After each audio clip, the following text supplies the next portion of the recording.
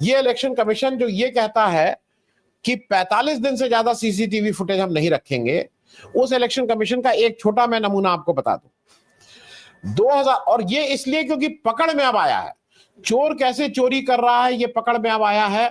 लेकिन चोर की चोरी एक पुरानी भी आपको बता दूं।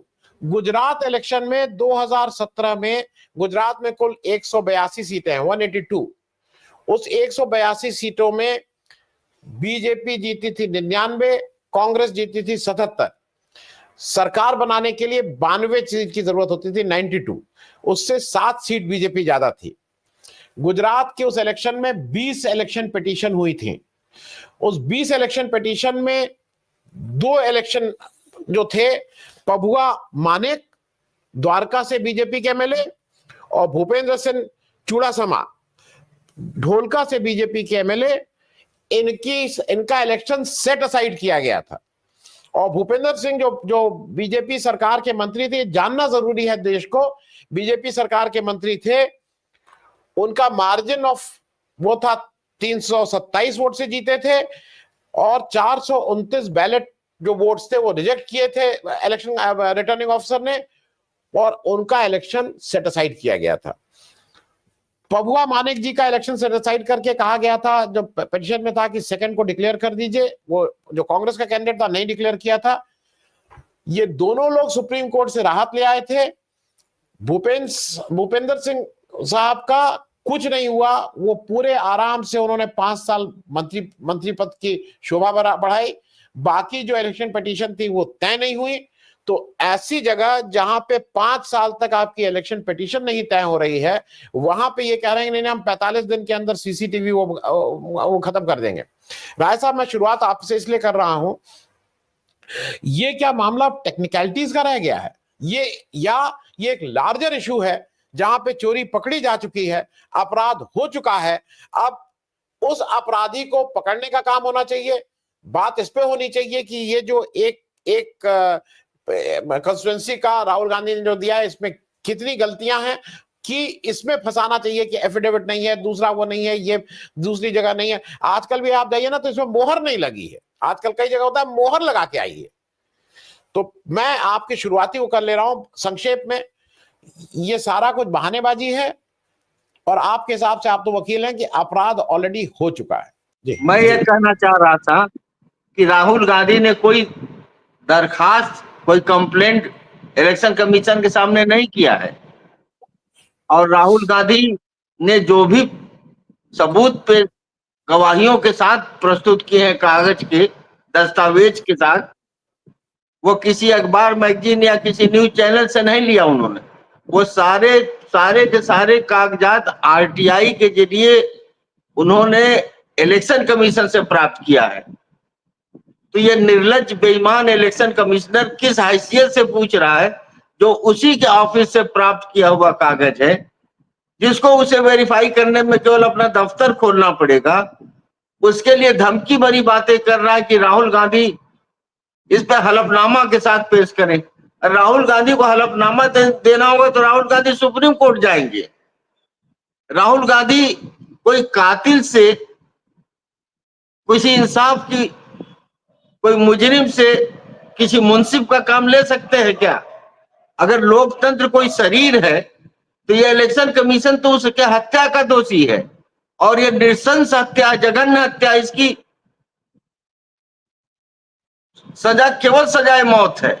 और कम से कम भारत की जनता यह चाहती है, 144 करोड़ लोगों की अदालत में ये 3 चेहरे खड़े हैं, इनको कम से कम चांदनी चौक से इंडिया गेट तक इनको पैदल घुमाया जाए और बताया जाए कि किस तरह से इस देश में कॉरपोरेट के इशारे पे महाशक्तियों के गोद में खेलने वाले प्रधानमंत्री और गृह मंत्री के इशारे के बिके हुए खरीद गुलाम। आपको आश्चर्य होगा, मतलब सबको आश्चर्य होगा, भी शीतल भाई ने ये सारे तथ्य रखे हैं। अभी 2-3 साल पहले जब पंजाब हरियाणा का चुनाव हुआ और जब सुप्रीम कोर्ट के एक एडवोकेट ने सब कुछ मांगा कि सारे डॉक्यूमेंट हमको दे दिया, पंजाब डॉक्यूमेंट्स का मतलब इलेक्ट्रॉनिक डाटा, सीसी कैमरा और सारी चीजें, इन्होंने आनन फानन में गृह मंत्रालय ने नोटिफिकेशन जारी किया और आरपी एक्ट एंड रूल्स, जो रिप्रेजेंटेशन लोक प्रतिनिधित्व अधिनियम और रूल्स में इन्होंने तरमीम किया, उसमें अमेंडमेंट किया 93(2) का, और ये कहा कि ये सारी चीजें आरटीआई के तहत एक्सेसिबल नहीं है और ये सारी चीजें हम नहीं दे सकते हैं। और तब से यह रोक लगी है कि ये सारी चीजें जो मांगी जाएगी वो किसी को नहीं दिया जाएगा। इसीलिए तो आप देखें राहुल गांधी 7 फीट ऊंचे इतने बड़े बंडल को एक कॉन्स्टिट्यूंसी में माथा पच्ची करने में कितनी बड़ी और सक्षम टीम रहेगी, लग गया 6 महीना। आप सोचिए एक विधायक की कॉन्स्टिट्यूंसी थी और हिंदुस्तान में 4131 असेंबली कॉन्स्टिट्यूंसीज हैं और सबकी अगर जांच किया जाए तो कितने अल्पमत में ये अवैध सरकार, ये गैर कानूनी सरकार चली जाएगी। आप महाराष्ट्र का एक छोटा सा उदाहरण देख लीजिए। इस लोकसभा के चुनाव में महा विकास आघाड़ी को मिला था 31 सीट, इनको मिला था भाजपा गठबंधन को 17 सीट, जमीन आसमान का अंदर था। और जब विधानसभा का सीट हुआ जिसमें इन्होंने 1 करोड़ मतदाता बढ़ा दिया तो उसमें 235 सीट भाजपा गठबंधन को मिला, महायुति को, और महाविकास को सिर्फ 50 सीट मिला। कोई कल्पना कर सकता है कि इतना बड़ा, मतलब कौन से एंटी इनकम्बेंसी किस बात का चलेगा महाविकास आघाड़ी के खिलाफ।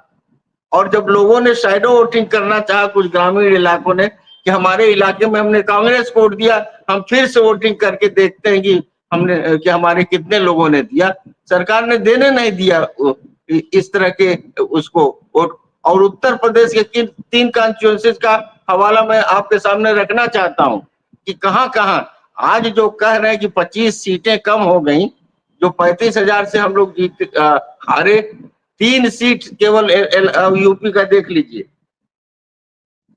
पास गांव में 3150 वोट से कमलेश पासवान जीते हैं, 3150 वोट से। फर्रुखाबाद में मुकेश राजपूत जीते हैं 2600 वोट से। फूलपुर में प्रवीण पटेल जीते हैं 4332 वोट से। तो कैसे हम मान लें कि यहाँ बेईमानी नहीं हुई है। और एक बात और ये बड़ी बात है, इस पे एक बार सोचना पड़ेगा और मैं दावे के साथ इस मंच से कह रहा हूं कि अगर ईमानदारी से जो राहुल गांधी ने जो इतना बड़ा मेहनत का काम करके रखा, बनारस में अजय राय चुनाव जीतते, बनारस में मोदी चुनाव हारते, 3 घंटे शुरू के पोलिंग में मोदी पीछे जा रहे थे, उसके बाद बिजली गई, उसके बाद वोटिंग रोका गया। और सबको पता है, सारे पत्रकारों को पता है कि हजारों गुजरात के लोग बनारस में आके कैंप किए हुए थे और सारे के सारे होटल गुजरातियों ने बुक कर लिए थे। और जिन होटलों में कमरे थे वो होटल का मालिक कहता था कमरे खाली हैं लेकिन हम दे नहीं सकते क्योंकि ये सब बुक कमरे हैं। तो कौन लोग थे? सोनारपुरा में जो रोड शो निकला था वो अखबारों में छपा था, 60% गुजरात के लोग उस रोड शो में चले थे जो सोनारपुरा से गोधौलिया तक गया। और बाद में अगर अफजाल अंसारी साहब का आप इंटरव्यू सुन लें, बाकायदे विशेष तौर पे इनको जिताने के लिए योगी को लगाया गया था। 2 बहुत नाम लेना मैं नहीं चाहता, बाहुबलियों की ड्यूटी लगाई गई थी। हाथ जोड़कर अमित शाह 5 दिन पहले से वहां बैठे हुए थे, रुपया पैसा और सब कुछ लेकर। और असलियत यह है कि वोटिंग अगर ईमानदारी से आज भी गिना जाए, वोटिंग हो तो अजय राय वहां चुनाव जीत रहे थे। इतनी बड़ी बड़ी बेईमानियां उन्होंने। अनिल मसीह तो कुछ नहीं है, अनिल मसीह तो बहुत मामूली चीज का दोषी है। ये जो हमारा चीफ इलेक्शन कमिश्नर, इसको इनाम मिल गया तुरंत। इसकी लड़की को उत्तर प्रदेश का सबसे महंगा जिला का डीएम बनाया गया अभी पिछले 10 दिन पहले। नोएडा या गाजियाबाद का इसको डिस्ट्रिक्ट मजिस्ट्रेट बनाया गया है, ज्ञानेश कुमार है क्या है जो चीफ इलेक्शन कमिश्नर, उनकी लड़की को।